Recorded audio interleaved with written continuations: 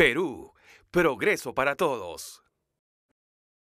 Esto para incrementar los índices de competitividad de nuestra economía, aumentar la seguridad del suministro energético, disminuir nuestra dependencia a energéticos importados y disminuir las emisiones de gases a efecto invernadero a través de un cambio razonado de nuestra matriz energética.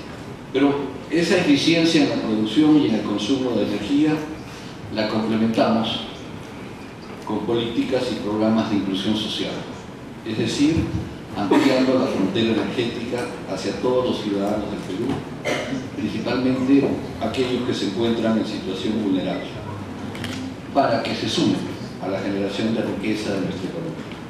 Hemos concluido un ejercicio de perspectiva mirando con detenimiento cómo nuestra matriz energética debería evolucionar en el periodo 2014 a 2025.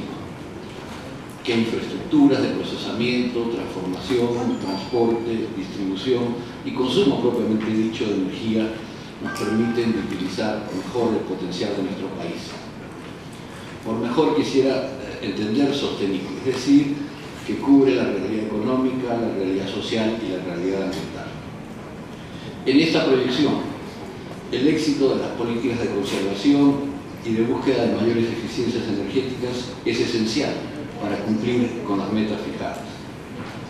Este primer trabajo de proyección a corto plazo se extenderá al más largo plazo de manera a definir nuestra contribución en el marco de los trabajos de la COP20.